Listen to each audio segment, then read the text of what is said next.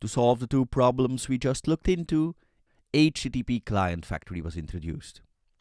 It's this factory that is used to create and manage instances of HTTP client and the underlying handlers. It currently is the way to deal with HTTP client instance management. Let's learn how it solves these two issues. Whenever we use the HTTP client factory to ask for the client, it will create a new HTTP client instance. But instead of recreating the socket HTTP handler, it takes one from a pool. In case of a socket HTTP handler, it's that one that's used to effectively call the API. So, our factory pools HTTP message handler instances and manages their lifetime. A handler is held for 2 minutes by default.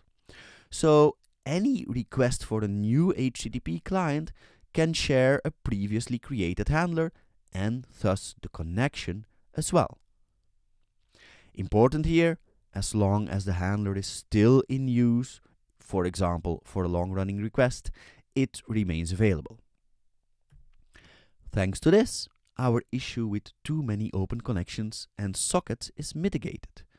The handlers and thus connections are reused for about 2 minutes. The next issue was responding to DNS changes.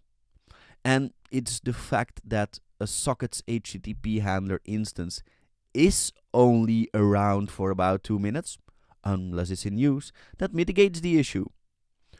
Once a new instance of the handler is used, DNS changes are taken into account. The best practice today is thus to use the HTTP client factory. Because next to solving those issues, it also provides a central location for naming and configuring logical HTTP clients, just like we did with our Movies API client previously. That's a very typical use case when you need to integrate with different APIs from your client. In those cases, you can have multiple HTTP clients pre-configured for integrating with those different APIs. When talking about configuration, that also means that we can configure delegating handlers and implement policies through something like Polly. More on that later. So, we configure HTTP clients via the factory, including policies and delegating handlers when required. Our factory provides an HTTP client instance, which is always newed up, but with a handler from a pool of HTTP message handler instances. Let's learn about the different ways to use HTTP client factory. As you remember from the previous modules, HTTP client factory is defined in the Microsoft.extensions.http package, so that's what needs to be added. Then we can register the required services on the container and configure our HTTP client instances. You're looking at an example of that now. The most straightforward way to do that was by simply calling into add HTTP client on the service collection. Calling into create client on the factory gets us a default instance. But this only gets us so far. It's a pretty basic approach, good to get started quickly. If you're okay with not using any default settings, you should be good with that, but that's not very realistic.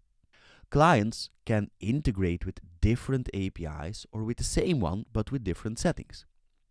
And that brings us to the second approach. Named instances. They can help with that. They allow us to register a client with a specific name and configuration, which we can then instantiate by passing through the name and calling create client on the factory. So, HTTP clients are registered with a string as key. Previously, we registered such a named client, our Movies API client, because we wanted to pass through some default settings. The third approach, which we haven't used yet, is using a typed client. Typed clients provide the same options as named clients as far as configuration goes, but they are registered with their type as key. So, you're essentially creating a class which has a dependency on HTTP client. It's this class that is injected wherever integration with an API is needed. Alright, so these are the three approaches. We've used the first two approaches already, but we've only covered the basics in regard to configuring a named client. We'll start by extending on that. Afterwards, we will look into typed clients. In this demo, I want to have a look at how we can configure HTTP clients. A lot of these approaches will come back in the upcoming modules, but I wanted to touch on them already. Next to configuring our HTTP client by passing through an action, we can also additionally add configuration or override previously inputted configuration by calling into configure HTTP client. This gives you access to the same options you've got when configuring it when naming the client, as we did in the previous module. As you remember from the module at the beginning of the course, HTTP requests run through a set of handlers. That's something else we can do. We can configure these and link these to each other. By calling into add HTTP message handler, we can effectively add a handler by passing through the type. Like that, we can create a chain of handlers. We'll encounter this again. And the last thing I want to already show you is how you can configure the primary handler. On add HTTP client, we can call into configure primary HTTP message handler. Like that, we can configure this handler. This allows us to pass through an action to configure it. What's important to know here is that you can't change the primary handler directly from the existing instance. You need to configure it by returning a new handler. A good example could be configuring redirection. Let's do that. So we new up a handler, and as we know, the one that effectively sends the request is the sockets HTTP handler, so that's the one we want to new up here. And on it we find the property allow auto redirect. What's that about?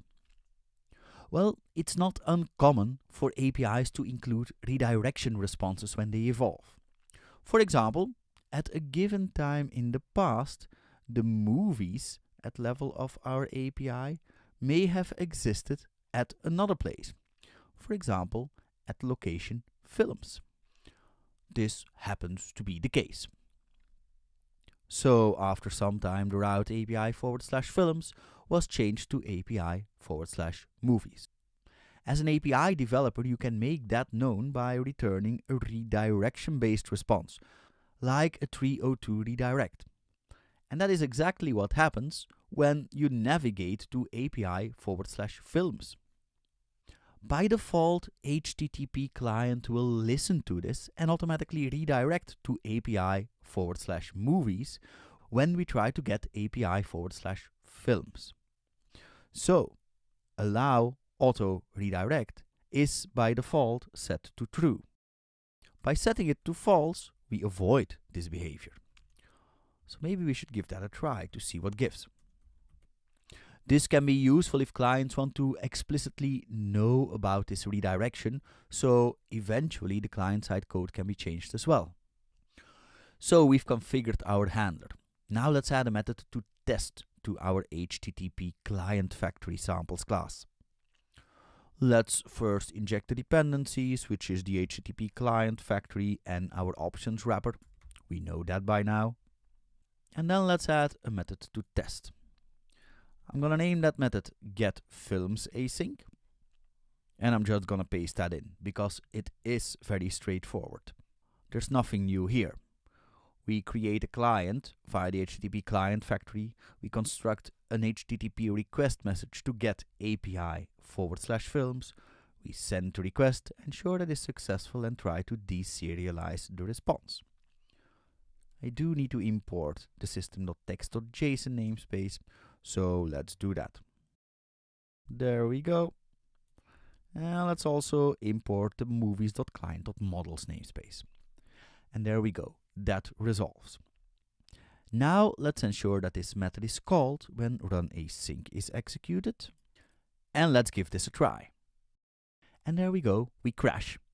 That's because 302 is not considered a successful response. So calling into ensure success status code results in this. Now let's comment out setting that allow auto redirect value. There we go. And let's give this another try. And there we go. This time the request is successful with a 200 OK response. This means that our request to API/films was redirected to API/movies and resulted in the movies being returned. Alright, next to named instances, there are typed instances. Let's learn about those.